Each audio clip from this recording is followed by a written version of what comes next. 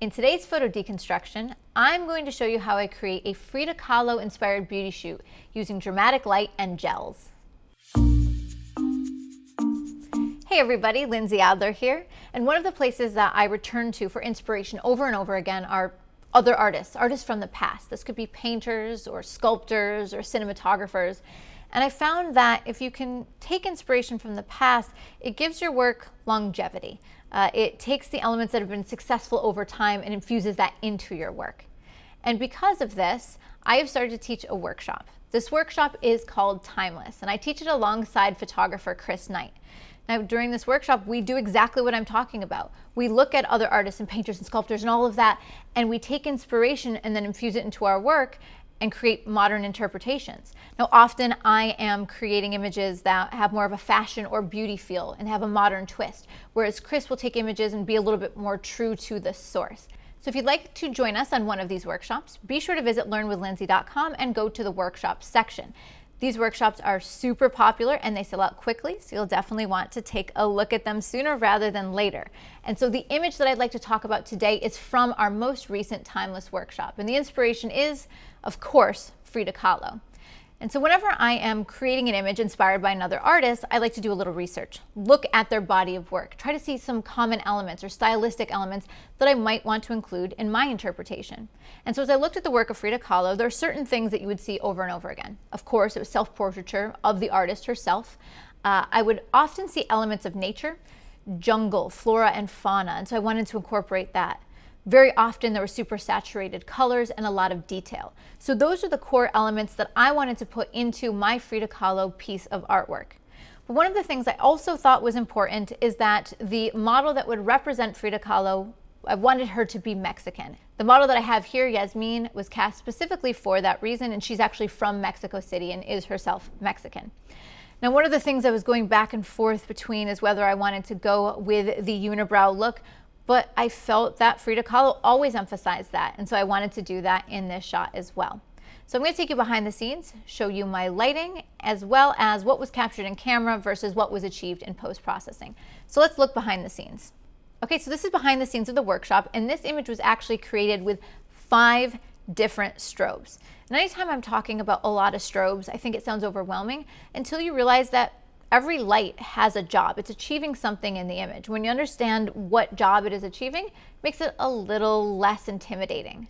So let's break it down. All right, so for my main light, I have one of my favorite modifiers of all time, the Westcott optical spot. Now, one of the reasons it's my favorite is not just because I co-designed it with Westcott, but also because it gives me unparalleled levels of control. I can create beautiful, tiny slices of light. So for example, if I wanted to highlight just on an earring or just on an eye, I could do that with this modifier. Now, the reason I chose it for this shot is I wanted to create a slice of light down the subject's face. This has nothing to do with Frida Kahlo's work. Instead, this is how I take the world of Frida Kahlo and merge it with my style and meet the two together. So that is what gives us the main light. And so all that would be a tight slice of light down the center of the subject's face. Now I was using the shutters that are built into this modifier to close it down to give me just a narrow slice of light. All right, so then what else did I introduce to the scene? Let's move on to our fill light. Now the fill light you can see to the front right-hand side of the frame here. It is a large umbrella with diffusion with a magenta gel. Now the reason that I added this magenta gel is I was playing with more of an analogous, warmer color scheme. So as I looked at the subject, she had on an orange dress, she had on pink in her headpiece, some pink details in the dress, and so I decided to go with that color scheme, playing with oranges and magentas. Those would be the 2 colors I would draw upon. And so by placing the fill light to the front with a magenta gel, what it does is it gives a pink cast to all of the shadows. And not only does it bring detail to the shadows, but gives it that little bit of magenta color. All right, so we've got our main light, optical spot, our fill light, the large umbrella with diffusion with the magenta gel. Then let's move on to our rim lights. So I have 2 rim lights here, okay? One on either side of the subject. They have barn doors, which have these little leaves that allow you to open and close and control the spill of light. And then in front of them, very importantly, I have a full stop CTO. This stands for color temperature orange, which is how I'm going to introduce orange into the scene again. Remember, her dress is orange. Now I have orange light. What is nice about these rim lights is they'll give her beautiful separation on either side of her jawline and on her neck, but they're going to look particularly beautiful when backlighting haze. So one of the things you don't see in this shot is that I have an assistant with a can of haze in a can, atmosphere in a can. It goes by a couple different names. And when she sprays this in the air, that backlight catches the spray, and that's how you see a little bit of texture, almost like fog in the atmosphere. So what is nice about this is I feel that it gives a little bit of depth to the scene, a little bit of visual interest. It's not so flat. And so that is why I added the rim lights, not just to separate the subject out, but to create a sense of atmosphere. We've got our main light, our fill light, our rim lights, but still leaves us with one more light. And you can see that just barely hidden behind the subject there. I have a bare strobe, no modifier, with a magenta gel. Now this magenta gel is going to give me a gradient of light on the background, just a little bit of a kiss of magenta color. So what's nice about that is it unifies the color of her headpiece with the color of the fill, with the color of the background. So we've got orange dress, orange rims, magenta headpiece, magenta fill, magenta background. So this is how I'm unifying all of the color in the single shot. Now before we move on to see what we are capturing, I want to take a look at the camera and settings. For this shot, I was shooting with the Canon R5 and I paired it with the Canon 24-105. This is my go-to combo, especially when I'm trying to get a range of shots. I have a full-length shot of this subject, or 3/4 length, as well as a beauty shot, and I was able to capture them one after the other without having to pause to change my lens.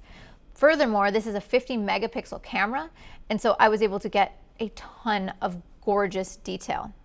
Now for camera settings, I was shooting at f11. I wanted to have a nice crisp focus throughout my subject and ISO 400. So now let's see what we captured in camera. This is the shot with 0 adjustments. Straight out of camera, no changes at all. And so now that you know what the lighting is, you can see it in this shot. She's got the optical spot for that strip down the center of her face. She has the 2 orange rim lights, one giving her this rim light here and the little kiss of separation on this side, also catching the haze. Then you can see we've got magenta fill, and it's very subtle. We've got magenta just filling in the shadows a bit and a little bit on the hair. And then of course, we have the magenta on the background, which is nice and subtle. There are a couple more things I want to draw your attention to. So first of all, you see in this shot, you can actually see the atmosphere in a can. You can see that creating that sense of environment. But I didn't shoot straight onto the scene. I ended up coming around to the right-hand side so that the rim light was almost behind the subject. You can see it just barely peeking into the edge of the frame. What's nice about this is what really gave me that dramatic haze, made the environment look so golden orange. If I had shot straight onto the subject, you'd see more of the highlights just coming in from the edges of the frame. Next up, you'll see that the shot is maybe a little soft. It's not that it's out of focus, it's just a little smoother and a little softer. And that's because I use something called a black pro mist. A black pro mist filter takes highlights and it makes them bloom, glow a little bit. And I did this because I wanted to exaggerate the rim lights and the haze. What it does is it also smooths out the skin just a little bit. And so that slightly more painterly look is achieved by that black pro mist. I used a Tiffin 1/2 stop filter in this shot. All right, so this is what I captured straight out of camera. Let's take a look at what was done with my raw processor. So what I decided to do is, even though I purposely added a lot of that haze, what I decided to do was go in and increase the contrast and pop the whites in the center of the frame. Now how I actually do that is not just by popping contrast, popping the highlights. What I did is I grabbed whatever the skin tone was in the center and I lightened it up and desaturated it slightly. So it gives me this sweet spot of like pale but glowing light in the center of the subject's face.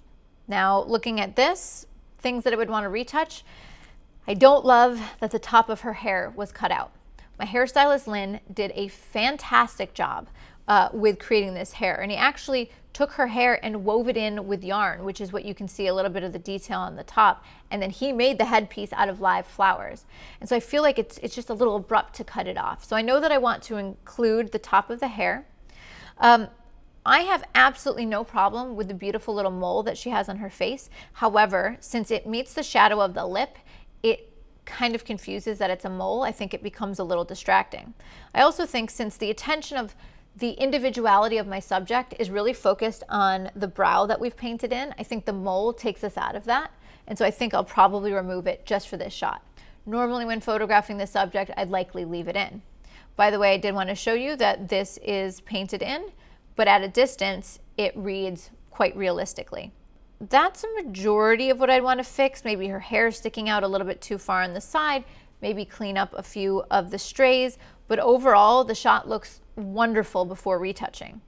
So what was in camera, how I processed it, and then how I retouched it. And so you see it's kind of smoothed out, everything's just cleaned up quite a bit. I will say that retouching is part of your creative process. It's part of your style. So if you go back to the original image, I think for some people, this would probably be more appropriate to their portfolio. It's a little softer, it's not quite as poppy, it's not quite as polished, it's a little bit more painterly, and so maybe this particular approach would actually be better for you.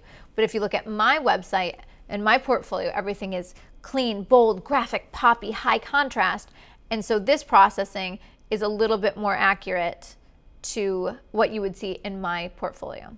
And so you can see here as well that I have brought back in the top of the hair, smoothed things out, and brightened up the center of her face. By the way, you'll notice that I did incorporate some nature into the scene. We have ferns. These are inexpensive faux ferns that I bought from my studio. I have them picked up on Amazon, and I just brought them in from the different corners of my studio to create depth. I put some behind her and some in front of her, so I'd have a little bit more of a foreground, middle ground, and background element. So hopefully you've enjoyed the peek behind the scenes of this beauty image inspired by Frida Kahlo. So if you would like to see the gear that I used to make these images, be sure to check out the links in the description below. And if you'd like to come to one of our timeless workshops, I promise you, you will be inspired. The production value is through the roof, and so you'll definitely want to check that out as well. So if you want to see more photo deconstructions, don't forget to like and subscribe, and I'll see you guys next time.